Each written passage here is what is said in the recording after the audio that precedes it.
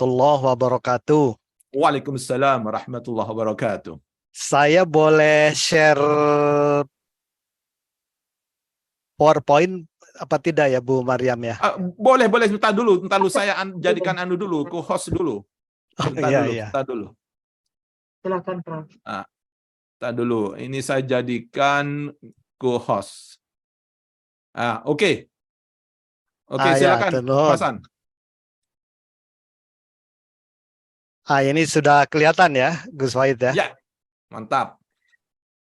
Bismillahirrahmanirrahim. Alhamdulillahilladzi arsala rasulahu bil huda wa dinil haq liyudhhirahu 'alad dini kulli wa kafa billahi syahida. Asyhadu an la ilaha illallah wa asyhadu anna Muhammadan abduhu wa rasuluh.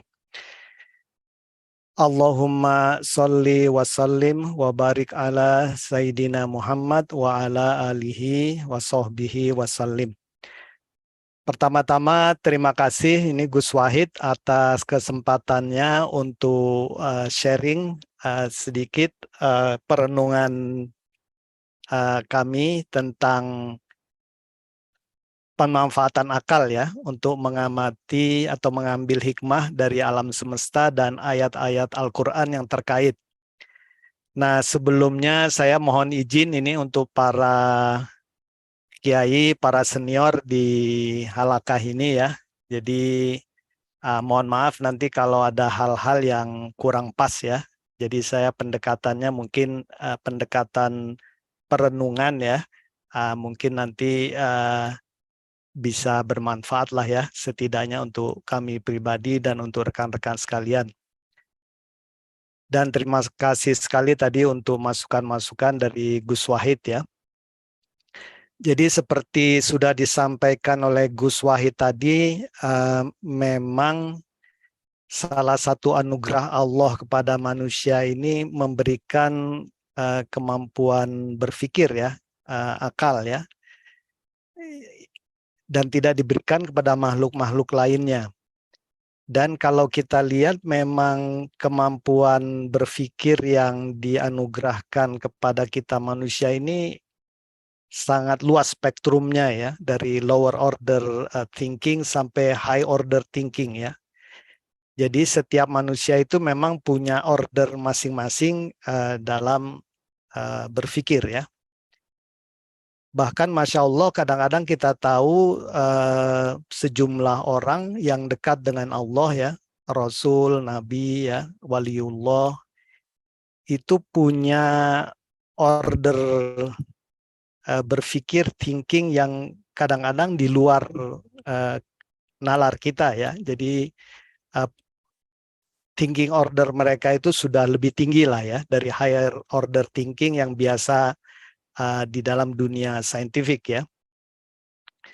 Dan juga seperti dikatakan Gus Wahid tadi, memang berpikir ini kalau menurut saya tidak hanya menggunakan brain ya, otak ya, tapi berpikir ini kadang-kadang proses integrasi antara pemikiran dengan otak, dengan kalbu, kemudian kita melihat ya. Nah, ini tidak tahu bagaimananya ya, Masya Allah ya, Subhanallah, itu Allah memang sudah memberikan kemampuan sehingga kita bisa berpikir itu sekaligus ya. Jadi tidak hanya akal pikiran, tapi mungkin akal budi yang ditambah dengan penglihatan, pemikiran, experience, baru kemudian keluar decision making ya. Jadi ini nanti bisa saya share lah presentasinya ya, bisa kita renungkan bahwa ini anugerah Allah yang sangat besar. Oleh sebab itu kita berkewajiban memanfaatkannya untuk keselamatan dan kemaslahatan diri kita dan sesama ya, keluarga dan seterusnya, bahkan muslim maupun non muslim ya. Jadi rahmatan lil alamin lah pemanfaatan thinking kita.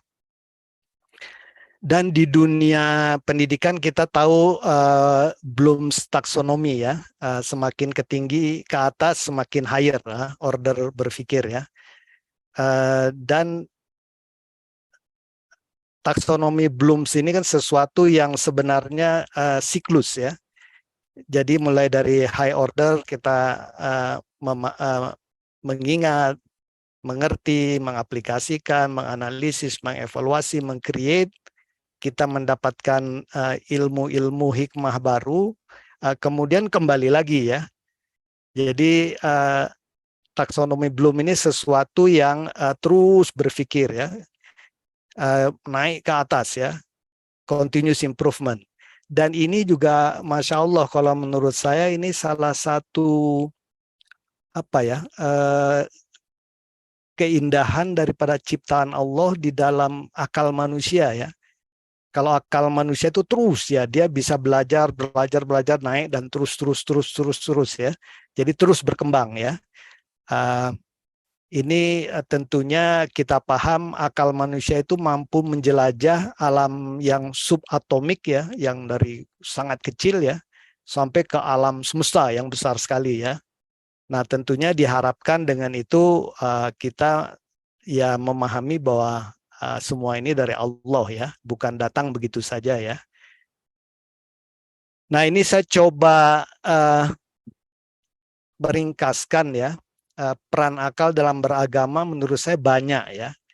Jadi yang pertama tentunya untuk akal itu harus kita gunakan untuk memahami dan meyakini keberadaan Allah ya. Dari berbagai karakteristik ciptaan Allah ya. Sebagaimana Gus Wahid tadi sudah menyampaikan di satu hadis, keberadaan Allah ini bisa kita infer ya, kita pahami dari berbagai karakteristik ciptaan Allah Subhanahu wa taala ya. Apakah itu dari mikrokosmos ya, dari subatomik tadi sampai ke alam semesta. Bahkan sampai lingkungan hidup dan diri sendiri ya. Kan ada juga hadis yang mengatakan kalau kita memahami diri sendiri, kita insya Allah akan memahami keberadaan Allah ya. Kemudian tentunya yang kedua, kita akal harus digunakan untuk mengambil hikmah dari berbagai karakteristik ciptaan Allah ya, di semua alam tersebut. Nah nanti yang 1 dan 2 ini insya Allah saya akan coba kupas dengan beberapa contoh, karena terus terang saja topik peran akal dalam beragama ini topik besar ya. Saya pikir susah kalau kita bahas semua. Nah kemudian yang ketiga, akal ini sebenarnya punya peran untuk memahami sunatullah dalam berbagai peristiwa ya. Jadi seperti kita tahu hadis yang diriwayatkan Umar Ibnu Khattab ya, tentang ihsan itu ya, iman, Islam, dan ihsan. Ihsan itu kita seolah-olah beribadah, kita melihat Allah, musyahadah, atau kalau kita tidak bisa begitu ya minimal kita merasa diawasi Allah ya, muqarrabah. Nah kalau menurut saya peran akal itu kita berusaha melihat sunatullah dalam berbagai peristiwa ya. Peristiwa apapun yang terjadi kita berusaha melihat sunatullah di sana ya. Nah itu gunakan akal kita. Kemudian yang keempat tentunya akal itu harus digunakan untuk memahami dan melaksanakan dengan baik perintah dan larangan Allah ya. Tentunya kita paham semua ini ya. Jadi kita berusaha melaksanakan semua perintah, semua larangan, meninggalkan semua larangan, kita menggunakan akal juga ya. Akan membantu lah ya, meskipun sebagai orang muslim kadang-kadang kita sami'na wa ata'na ya. Akal belum paham betul, tapi karena perintah ikuti ya. Larangan ya kita tinggalkan. Tapi akal insya Allah akan membantu. Kemudian tentunya dalam kehidupan ini banyak hal yang kita tidak rencanakan ya, atau sesuatu yang kita inginkan kita tidak dapatkan. Nah kita bisa menggunakan akal untuk memahami dan ridho dengan ketentuan dan ketetapan Allah ya. Kemudian akal tentunya akan berguna untuk meningkatkan kuantitas dan kualitas ilmu, amal, dan muamalah kita ya dengan sesama. Tadi Gus Wahid juga sudah mengindikasikan bahwa harusnya akal digunakan untuk hal-hal yang positif lah ya. Menambah ilmu, menambah amal ibadah, menambah muamalah, silaturahmi, dan seterusnya. Nah, kemudian yang 7 ini juga menurut hemat kami, akal ini penting untuk memahami dan menerapkan akhlak dan sopan santun dengan Allah ya. sebagai seorang muslim tentunya kita harus paham ya bagaimana berakhlak dan bersopan santun dengan Allah, dengan Kanjeng Nabi Shallallahu Alaihi Wasallam, dengan sesama muslim atau sesama manusia yang lain, dan juga makhluk Allah lainnya ya, hewan, tumbuhan dan seterusnya. Nah, yang ke-8, akal ini juga harus membuat kita sadar bahwa akal dan pengetahuan kita itu tidak ada apa-apanya ya. Jadi kalau akal tidak membuat kita paham bahwa akal kita itu sebenarnya tidak ada apa-apanya dibandingkan ilmu Allah, akal kita kelihatannya ada masalah ya. Nah ini 1, 2, dan 8 insya Allah saya akan coba secara cepat nanti menyampaikan. Nah kenapa saya tertarik dengan mengambil hikmah dari alam semesta, karena ayat Quran yang sangat terkenal ya, inna fi khalqis samawati wal ardi wahtila fil laili wan nahari layatil liulil albab, dan seterusnya ya, kita paham. Jadi di sini Allah mengatakan bahwa orang-orang yang berakal ya, jadi akal di sini, orang berakal ini tentunya lebih dari sekedar menggunakan brain atau rasio ya. Dia lebih menggunakan seluruh perangkat sebenarnya ya, akal, budi, mata, segala macam lah ya. Nah salah satu ciri ulil albab itu dia yang orang-orang yang mengamati kebesaran, tanda-tanda kebesaran Allah itu dari fenomena alam semesta ya, penciptaan langit dan bumi, pergantian malam dan siang, kapan saja ya, sambil berdiri, duduk, dalam keadaan berbaring dan seterusnya ya. Dan kita saya pikir paham semua dengan ayat ini, dan diharapkan tentunya ilmu itu kemudian membuat kita sadar bahwa Allah itu memang ada ya, dan kita berlindung dari segala kesalahan dan dosa kita, dari azab api neraka. Nah jadi memang di sini ayat ini mengatakan bahwa alam semesta itu sesuatu yang tidak ada begitu saja ya, bukan hal yang sia-sia. Ada Allah di belakang semuanya. Kita perlu menggunakan fikir dan zikir kita dalam berakal ya, dalam berlogika, dan juga pentingnya ilmu pengetahuan dan keimanan seperti kata Gus Wahid tadi ya. Nah, tapi ini ada warning ya. Menurut saya ini warning. Jadi akal manusia itu terbatas ya. Jadi ini salah satu ayat yang 2 ayat ini sebenarnya membuat saya fascinating ya, cukup lama ya. Jadi kalau seandainya pena, pohon-pohon di bumi dijadikan pena dan tintanya itu 7 lautan atau lebih lagi ya, itu untuk menuliskan kalimatullah itu nggak habis ya. Ada mufasir yang mengatakan kalimatullah itu ilmu dan hikmahnya Allah ya. Dan juga di sini juga di Al-Kahfi juga intinya sama ya. Jadi ini peringatan bagi manusia bahwa jangan sekali-kali menganggap bahwa akal manusia itu segala-galanya ya. Dibandingkan dengan ilmu hikmahnya Allah itu, akal manusia ini nggak ada apa-apanya lah ya. Itu peringatan pertama, warning bagi kita. Nah kemudian kita paham juga kalau dalam dunia filsafat ilmu ya, akal ini harus digunakan dengan baik dan benar ya. Kita paham ada DIKW piramid ya. Jadi data, dari data kemudian diproses informasi, kemudian dapat knowledge, kemudian dapat wisdom ya. Tapi kita tahu juga garbage in, garbage out ya. Jadi kalau datanya di sini sudah nggak benar, ke atasnya ini nggak benar semua ya. Nah di dalam dunia scientific yang kita geluti sehari-hari, kita punya beberapa dimensi tentang kualitas data ya. Data itu harus akurat, harus komplit, harus representatif, harus timeliness ya, up to date ya, konsisten dan segala macam.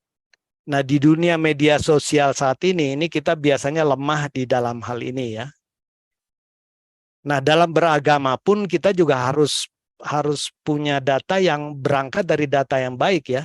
Tentunya data yang baik berasal dari Quran, dari hadis, kemudian dari para alim ulama yang sudah diakui lah kesahihannya dan seterusnya ya.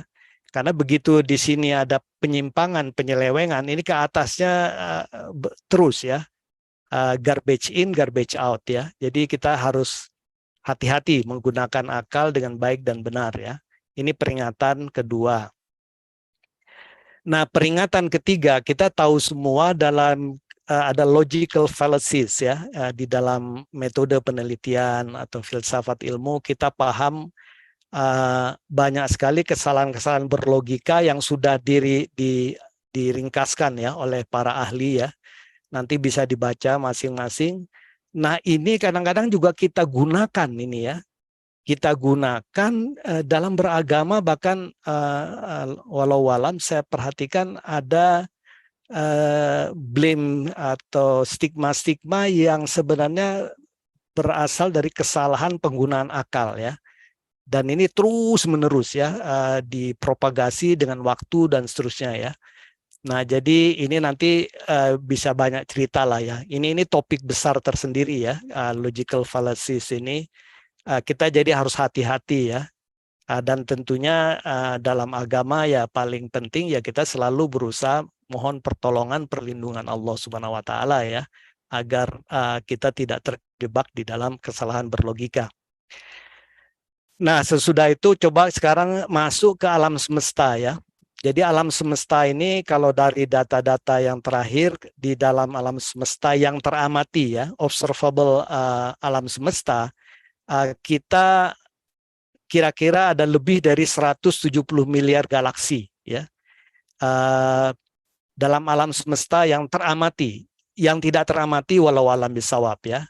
Jadi yang teramati itu lebarnya itu, jadi alam semesta ini seolah-olah seperti dia seperti apa ya, datar kertas tapi dia tebal ya. Nah, stretchingnya ini saat ini yang teramati kira-kira 93 miliar tahun cahaya. Nah, galaksi-galaksi ini ada yang relatif kecil, cuma isinya 10 jutaan bintang, ada yang raksasa, punya ratusan triliun bintang ya. Jadi total jumlah bintang dalam alam semesta itu 300 miliar triliun bintang. Nggak ngerti nih, 300 miliar triliun ya. Nah, bumi kita ini ada di dalam galaksi Bima Sakti, Milky Way ya. Jumlah bintangnya ya kira-kira 100 sampai 400 miliar. Lebarnya 100 ribu tahun cahaya. Dan ketebalannya kira-kira 1000 tahun ya. 1000 tahun kemudian 100 ribu. Nah, salah satu bintang, begitu disebut bintang itu maksudnya sistem matahari ya. Jadi matahari kita, sistem matahari kita itu dianggap satu bintang. Nah, ini contoh peta dari 43.000 galaksi yang ada dalam jarak 380 juta tahun cahaya. Pertanyaannya mungkin bumi itu di mana? Nggak jelas ya. Manusia itu di mana? Sudah hilang lagi di sini ya. Jadi jumlah bintang di alam semesta ini lebih banyak dari jumlah pasir di bumi lah ya. Walau alam mungkin lebih banyak ya. Nah, jadi kalau kita lihat memang kalau kita dari luar angkasa saja, dari pesawat saja manusia sudah nggak kelihatan kan. Apalagi kita masuk ke sistem matahari kita, ke dalam solar interstellar yang terkait, ke dalam Milky Way. Milky Way itu bumi ada di sini nih, kecil sistem matahari kita ya. Terus kalau lokal lebih besar, lebih besar, lebih besar. Allahu Akbar ya. Ini alam semesta ini jauh lebih luas ya. Jadi manusia ini sebenarnya kita ini makhluk langit yang sedang hidup di bumi ya. Jadi ini sesuatu yang sebenarnya secara tadi mungkin di ayat Ali Imran tadi ya. Kalau kita pikirkan ini memang kita mau tidak mau akan secara logical itu mengatakan ada yang menciptakan semua ini ya, tidak mungkin tidak ya. Nah, kemudian memang teori yang saat ini diakui perkembangan alam semesta itu mulai dari Big Bang ya. Big Bang ini kira-kira 13,8 miliar tahun yang lalu lah ya. Dan Allah dalam surat Al-Anbiya memang mengatakan bahwa dulu ini langit dan bumi menyatu memang ya. Terjadi Big Bang baru kemudian semuanya terbentuk ya. Nah, bumi kita baru terbentuk 4,5 miliar tahun yang lalu ya, sistem matahari kita. Galaksi 13,6 miliar. Tapi memang pertanyaannya banyak nanti ya, sebelum Big Bang itu ada apa? Apakah Big Bang terjadi begitu saja gitu ya? Siapa yang menyebabkan Big Bang terjadi? Jadi kita kembali akhirnya bahwa ada Allah di belakang ini semua ya. Dan memang di surat Qaf Allah mengatakan bahwa alam semesta ini diciptakan dalam 6 masa, tapi akal kita ya kita tidak tahu 6 masa itu apa ya. Memang para astronom membagi atas beberapa tahapan gitu ya, tapi apakah itu yang dimaksud dalam Al-Quran, walau alam ya, walau alam bisawab, kita tidak paham ya. Nah, kemudian bentuk dan jumlah alam semesta. Di ayat Al-Quran dikatakan banyak ya, ada 7 langit ya. 7 langit berlapis-lapis ya.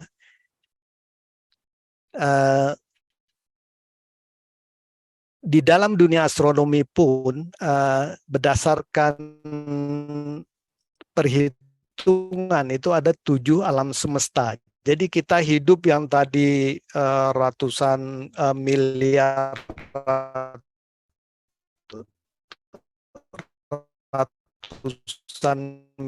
triliun yang langit-langit yang lain walau alam bisawab ya. Dan yang menarik di dalam surat Al-Anbiya dikatakan bahwa begitu hari kiamat langit itu digulung seperti menggulung lembaran kertas. Jadi memang sudah confirm ya bahwa memang alam semesta itu flat ya, dia tebal tapi memanjang dalam arah tertentu ya. Nah, nanti kalau mau kiamat tinggal digulung ya. Jadi kalau ada 7, 7-7-nya digulung ya. Nah ini walau alam bisawab. Para astronom hanya bisa memodelkan, mengkalkulasi, memprediksi. Tapi akal kita untungnya punya Al-Quran ya. Allah menerangkan kepada kita. Nah, kemudian juga di dalam surat Az-Zariyat, Allah mengatakan bahwa Allah itu meluaskan alam semesta. Dan ini memang menjadi sudah merupakan fakta astronomi yang teramati ya. Jadi alam semesta ini setelah Big Bang dia berakselerasi lebih cepat ya, lebih cepat dan melebar terus saja ya. Padahal secara teori kan biasa kalau terjadi Big Bang dia sampai maksimum threshold balik lagi. Ini tidak, terus bergerak ya dengan kecepatan yang di sini dikatakan ya 75 km per detik per megapart a second ya. Jadi alam semesta ini berkembang. Pertanyaannya memang bagi saya pribadi, nauzubillah min dzalik, mudah-mudahan pertanyaan ini nggak salah gitu ya. Hikmahnya apa? Allah meluaskan alam semesta. Alam semesta sudah begitu luas, tapi kenapa diluaskan lagi? Nah ini akal manusia kita berhenti di sana. Kita tidak paham ya. Banyak hal yang kita tidak paham. Tapi Allah mengatakan memang benar-benar meluaskannya. Dan para astronom memang mengamati ya memang dia accelerating ya. Accelerating universe ya. Nah ini menarik ya. Nah kemudian ayat kursi yang sering kita baca tiap hari ini juga menunjukkan kebesaran Allah ya. Jadi alam semesta yang teramati itu sangat luas ya. Apalagi alam semesta yang sebenarnya ya. Nah ini kursinya meliputi langit dan bumi. Jadi ars Allah itu meliputi langit dan bumi. Berarti lebih besar dari alam semesta. Itu baru kursinya Allah, arasnya Allah ya. Apalagi Allahnya sendiri. Walau alam bisawab ya. Ini menunjukkan bahwa memang kebesaran Allah itu sulit untuk dibayangkan oleh otak manusia ya. Kita tidak mungkin lah ya. Jadi kalau ada orang yang memang mengingkari Allah, emang ini sudah kebangetan ya, keblinger lah ya. Nah saya coba menyimpulkan ini, mohon maaf ya, ini perenungan saya saja. Jadi hikmah Allah itu memang ada, ya. Pencipta alam semesta itu pasti ada. Karena alam semesta ini sangat luas, berlapis-lapis, sangat canggih, kompleks karakteristiknya, tapi juga sangat teratur, ya. Jadi kecanggihan dan keteraturan alam semesta ini mengindikasikan pasti ada penciptanya. Tidak mungkin nggak ada penciptanya, ya. Sedangkan kita kalau handphone aja, kacamata kita aja, pulpen, ada yang buat pasti, ya. Apalagi alam semesta yang begitu luas, pasti ada, ya.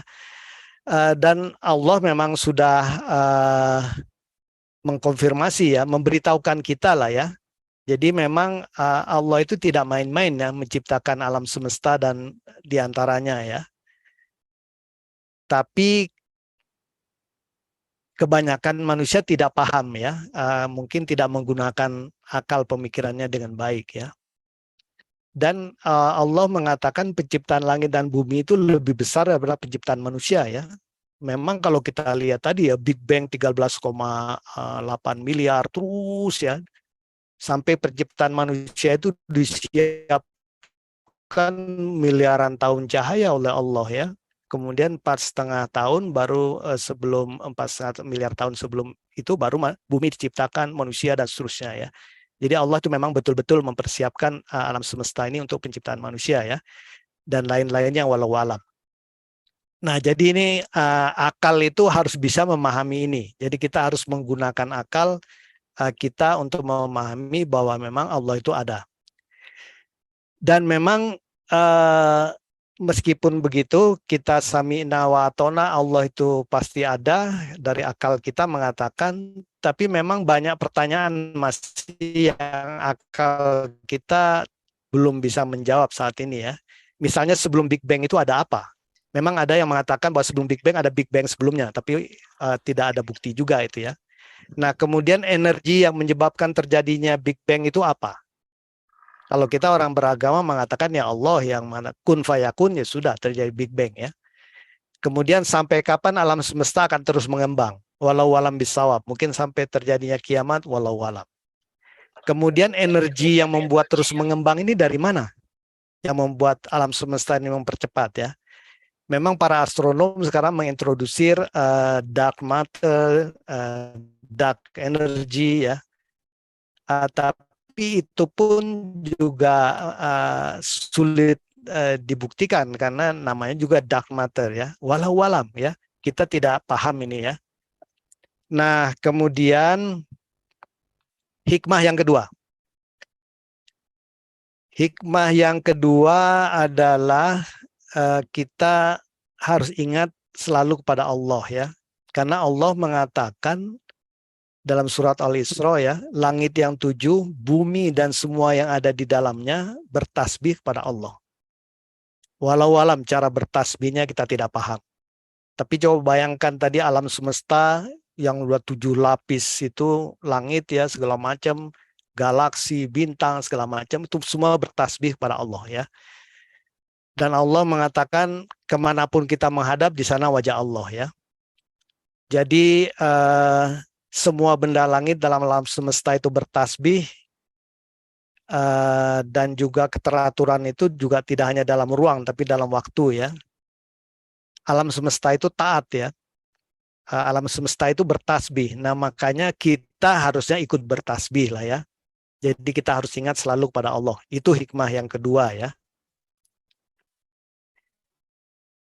Dan kalau kita pelajari pergerakan benda langit, misalnya yang paling hukum-hukum yang ada di benda langit, ya, ada hukum Kepler, hukum Newton, Einstein, itu kita kadang-kadang terkagum-kagum bahwa semua benda-benda langit itu kok seragam gitu, ya. Dia mengikuti sunatullah. Sunatullahnya berupa rumus-rumus matematik yang memang ya ditemukan, ya. Bukan ditemukan, di istilahnya itu disadari, ya, oleh para astronom, ya, Kepler, Newton, ya. Kalau fenomenanya kan diciptakan Allah, Allah pencipta, kemudian Kepler, Newton, Einstein menyadari, ya, dan kemudian memformulasikannya dengan matematis. Jadi kelihatannya di alam semesta ini hanya manusia ya yang bisa taat, bisa ingkar, bisa sombong, bisa munafik ya. Kalau benda-benda langit lainnya tidak, semuanya taat ya, bertasbih kepada Allah Subhanahu wa taala.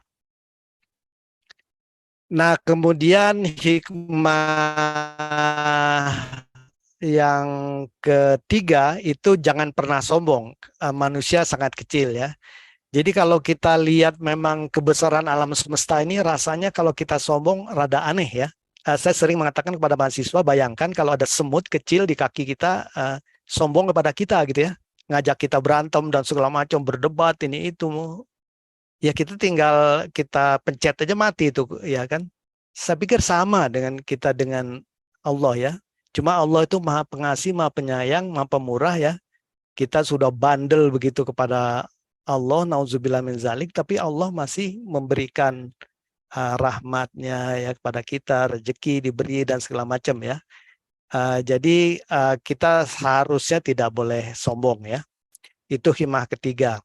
Dan kita tahulah kesombongan itu akan mencelakakan lah ya. Kita tahu banyak hadis dan segala macam ya. Dan kita paham semua. Dan kita jangan meniru ini ya. Kalau kita berilmu, kaya berilmu ya seperti Korun ya kita janganlah seperti itu ya. Kalau kita berkuasa janganlah seperti Fir'aun dan Namrud ya. Kalau kita lebih kuat, lebih kaya, lebih berpengetahuan ya janganlah ya sombong. Contoh-contohnya sudah banyak ya. Nah, kemudian hikmah yang berikutnya itu jangan pernah putus asa ya kalau menurut saya ya. Allah itu maha kuasa ya. Saya berpikiran Allah itu mengatur alam semesta tujuh lapis alam semesta begitu complicated, teratur itu mudah ya. Apalagi mengatur urusan kita ya. Jadi saya pikir jangan pernah putus asa ya. Karena Allah itu maha kuasa ya. Dan di banyak ayat Al-Quran juga dikatakan ya. Jadi kita harus sabar selalu ya. Dan jangan pernah putus asa. Karena alam semesta yang begitu luas, sangat canggih, sangat teratur aja dengan mudahnya diatur oleh Allah. Apalagi masalah-masalah hidup kita ya, yang kadang-kadang kecil lah ya. Nggak naik pangkat, nggak naik jabatan, susah jadi guru besar, dan segala macam ya. Kecil lah itu ya, peanuts ya bagi Allah ya. Kita hanya perlu mendekat kepada Allah, insya Allah Allah akan menolong ya. Kemudian selanjutnya Allah Maha Pemurah ya. Ini salah satu juga yang terus terang ayat-ayat Quran yang membuat saya penuh harap ya. Jadi Allah mengatakan bahwa surga itu luasnya seluas langit dan bumi. Jadi seluas alam semesta tadi kan surga. Jadi pertanyaan saya, alhamdulillah kalau surganya seluas langit dan bumi, nerakanya berarti sedikit-sedikit ya. Karena tidak pernah dikatakan neraka yang luasnya seluas langit dan bumi. Allah mengatakan selalu surga yang luasnya seluas langit dan bumi. Disediakan untuk orang-orang yang bertakwa dan beriman kepada Allah dan Rasul-Rasulnya. Jadi ini membuat kita selalu penuh harap ya bahwa Allah itu Maha Pemurah, Maha Pengasih, Maha Penyayang. Kita ya harus selalu berusaha bertobat dan bertakwa ya. Karena surga ini luasnya seluas langit dan bumi. Saya bayangkan tadi, satu langit saja itu udah luasnya begitu luas ya. Kalau dibagi-bagi itu ke seluruh penduduk bumi selama ini, mungkin masing-masing orang kebagian kapling surga besar sekali ya. Mungkin lebih dari luasnya, lebih dari bumi ya. Apalagi kalau 7 lapis langit ya. Walau alam bisawab. Nah yang keenam, dari kejadian alam semesta tadi kan, kita lihat pembentukan alam semesta itu Allah itu dari Big Bang sampai ke bumi itu 13,8, 4, lama sekali ya. Kemudian 4,5 miliar baru kemudian manusia disiapkan bumi ciptaan manusia. Jadi Allah itu memang selalu punya sunatullah ya. Nah kita manusia ini kadang-kadang memang tidak sabar meniti rencana Allah ya. Ruang waktu itu berbeda ya. Dari teori Einstein kita sudah tahu karena kecepatan pergerakan di masing-masing langit berbeda, di bumi berbeda dengan yang di langit kedua, ketiga, dan seterusnya. Maka skala waktu itu berbeda. Jadi mungkin di sisi Tuhan itu, di sisi kita 1000 tahun ya. Tapi di sisi Tuhan tuh sehari. Bahkan di satu ayat lagi dikatakan 50.000 sama dengan sehari. Ini bukan kontradiksi ya. Karena dalam teori relativitas Einstein, waktu itu memang tergantung koordinat. Di alam semesta ini, kita di mana lokasi ada, nah itu waktu juga berbeda. Ya, jadi bukan kontradiksi di dalam ayat Al-Quran. Justru ini menjelaskan bahwa ayat Quran itu very precise ya, very accurate ya. Jadi kita harus sabar meniti rencana Allah karena skala waktunya beda. Mungkin bagi kita terasa lama, tapi di sisi Allah masih detik mungkin ya. Jadi Allah mengatakan mungkin ya sabarlah, ntar lagi gitu ya. Tapi bagi kita di bumi kok ini udah 10 tahun nggak dikabul-kabulkan gitu ya. Tapi bagi Allah itu masih skala waktunya beda. Dan kalau kita pelajari sabar meneliti skenario Allah ini, kita lihat ya, lamanya Nabi Nuh berdakwah 950 tahun, Nabi Ibrahim dapat keturunan setelah 70-80 tahun, Nabi Yusuf dan Nabi Yakub berpisah itu 20-30 tahun ya. Musa itu melawan Fir'aun itu 40 tahun.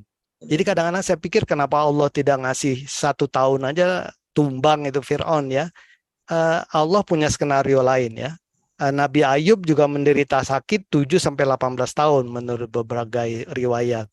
Dakwah Nabi juga 23 tahun kan. Sebenarnya kalau Allah ingin kan bisa aja 3 tahun, 5 tahun ya. Dan yang menarik kalau menurut saya skenario Allah itu memang sangat canggih ya. Ada satu surat yang bagi saya ini menarik ya di dalam Al-Quran, itu surat Yusuf ya. Surat Yusuf ini surat yang menurut saya ini sangat menarik ya. Dia berisikan up and down kehidupan ya Nabi Yusuf. Skenario Allahnya juga sangat canggih. Jadi kalau kita melihat Nabi Yusuf itu dimasukkan ke sumur oleh saudara-saudaranya, kita mengatakan, wah ini kasihan sekali Nabi Yusuf. Tapi kemudian coba kita berpikir akan kekeringan 7 tahun yang melanda kawasan Palestina, Mesir, dan seterusnya. 7 tahun kan? Kekeringan semuanya. Kalau kekeringan itu tidak ditangani oleh Nabi Yusuf yang menjadi wazir di Mesir, mungkin keluarga Nabi Yakub dan penduduk di sekitar Mediterania itu bisa kelaparan besar ya. Jadi Allah itu sengaja membuang Nabi Yusuf walau alam ke Mesir, membawanya ke Mesir dengan berbagai cara agar kemudian Nabi Yusuf bisa menyelamatkan keluarganya dan segala macam dari kekeringan. Itu salah satu tafsir. Dan kita tahu juga karena Nabi Yusuf ke Mesir, kemudian Bani Israel ke Mesir, diperbudak dan segala macam, dari sana lahir Nabi Musa, kemudian Nabi Musa menumbangkan Fir'aun. Jadi kita lihat skenario Allah ini begitu indah ya kalau menurut saya, tapi dia melintas waktu ya. Dan bagi akal manusia nggak nampak itu ya, tidak nampak ya. Jadi ini yang kadang-kadang lepas dari akal kita sehingga kita menjadi gelisah ya dan seterusnya ya. Padahal kalau kita paham skenario Allah, kita tenang saja. Misalnya sekarang gonjang-ganjing politik segala macam ini itu, tapi bagi orang-orang yang paham dengan skenario Allah, paham dan percaya dengan skenario Allah, dia akan tenang ya. Insya Allah ya, walau alam bisawab. Ini perenungan saya pribadi ya. Jadi hikmah ketujuh ini sebelum yang terakhir ke-8, kita harus percaya selalu kepada Allah. Karena Allah itu ilmunya sangat luas ya. Jadi kita tenang saja. Kuncinya itu pokoknya kita laksanakan perintahnya, jauhi larangannya, dan mendekat kepadanya, terima qada qadarnya, sudah percaya pada Allah. Jangan pernah kita komplain pada Allah, pokoknya berprasangka baik saja. Karena sesuatu yang kita benci, kita nggak suka keadaan sekarang misalnya. Tapi mana tahu ini yang terbaik. Skenario Allah sedang berjalan ya. Kita tidak mendapatkan jabatan guru besar, kita sedih. Jangan bersedih, mungkin itu yang terbaik bagi kita ya. Walau alam bisawab ya. Jadi ilmu Allah itu jauh lebih daripada sekedar prasangka-prasangka kita, seperti kata Gus Wahid tadi ya. Kita harus selalu percaya kepada Allah. Nah, ke-8 ini yang terakhir, menurut saya memang masih banyak hal yang gaib untuk akal kita ya. Dalam Al-Quran kita bisa lihat banyak lah ya. Misalnya ya ini yang selalu sekarang ini membuat saya berpikir ini apa maksudnya ya. Mudah-mudahan saya tidak salah terlalu masuk ke ayat-ayat yang mutasyabihat ya. Tapi demi ilmu pengetahuan, saya pikir ini perlu dieksplor oleh Muslim scientist ya. Demi langit yang mempunyai jalan-jalan yang kukuh ya. Wasama idzatil hubuk. Nah ini nggak tahu ini jalan yang kukuh itu apa ya. Kemudian langit digulung dengan tangan kanannya. Kita juga kurang paham itu ya. Dan seperti kata Imam Ali, memang manusia itu sekarang kita semua ini sedang tidur sebenarnya ya. Kalau kita wafat baru kita terjaga. Oh ternyata begini, oh ternyata begini, oh ternyata begini. Begitu ruh kita ke alam barzah baru kita terbuka semuanya ya. Walau alam bisawab. Nah ini yang ada beberapa penjelasan memang langit yang mempunyai jalan-jalan yang kukuh ya. Di dalam astronomi memang ada yang wormhole, istilahnya ini lubang cacing ya. Di ujungnya ada black hole. Black hole ini biasanya berada di satu galaksi, kemudian di galaksi lain ada black hole lain. Nah kemudian wormhole ini semacam terowongan. Jadi kalau orang lewat wormhole ini, perjalanan yang jutaan tahun dari satu ke satu itu bisa beberapa menit saja atau beberapa jam. Kalau lewat wormhole ya. Walau alam apakah pada saat Isra Mi'raj itu Rasulullah SAW dan malaikat Jibril melalui wormhole, kita tidak tahu ya. Bahkan ada semacam ini konsep yang baru. Kalau kita masuk di satu black hole bisa ke berbagai galaksi ya. Kita tidak paham ya. Apakah begitu arwah kita meninggalkan badan kita, arwah kita menuju alam barzah lewat wormhole, walau alam bisawab ya. Jadi kita tidak paham sama sekali. Kemudian banyak di dalam Al-Quran yang gaib bagi kita ya. Kenapa Nabi Ibrahim tidak terbakar, kenapa Nabi Yakub bisa mencium Nabi Yusuf dari jarak jauh ya. Tongkat bisa berubah ular membelah laut. Memang ini semua mukjizat ya. Tapi mukjizat Allah itu pasti berdasarkan ilmu Allah ya, sunatullah yang kita tidak paham ya. Kenapa Nabi Sulaiman bisa memahami bahasa binatang dan segala macam. Kenapa Nabi Isa bisa bicara saat bayi ya. Dan kemudian Nabi Muhammad melakukan perjalanan Isra Mi'raj. Ini dia Kanjeng Nabi SAW ini melewati berapa lapis alam semesta kan. Di langit pertama ketemu Nabi Adam, Nabi Idris, terus sampai Nabi Ibrahim. Kalau perjalanannya kecepatan cahaya nggak sampai, karena itu sudah miliaran tahun cahaya. Pasti lebih cepat kan. Nah, kenapa begitu cepat? Kita tidak tahu. Apakah lewat wormhole atau apa? Walau alam bisawab ya. Jadi akal kita buntu di situ ya. Kita tidak paham. Ashabul Kahfi bisa tidur 309 tahun. Nabi Khidir bisa berpikiran melintas waktu ya. Siti Maryam mendapat makanan dari Allah di mi'rajnya, macam-macam ya. Kemudian zaman Nabi Sulaiman ada seorang berilmu yang membawa singgasana Ratu Bilqis dari Yaman ke Palestina ya. Itu istilah sekarang teleportasi, itu tidak bisa terselesaikan oleh ilmu pengetahuan saat ini ya. Nabi Isa dan seterusnya diangkat ke langit, kita tidak paham ya. Jadi ini banyak sekali hal-hal gaib di dalam kisah-kisah alam semesta. Ini baru sebagian saja dari Allah mengungkapkan ilmu-ilmunya ya. Jadi mungkin seperti kata Gus Wahid tadi, kita tidak bisa menuhankan akal kita lah ya. Akal ini harus disandingkan dengan iman ya, dengan kedekatan kepada Allah dan insya Allah kemudian baru kita itu pun paham sedikit saja ya, mungkin baru setetes saja ya. Kita tidak tahu yang lain-lainnya. Walau alam bisawab, itu saja Gus Wahid dan para senior, para kiai sekalian, mohon maaf kalau ada hal-hal yang tidak berkenan.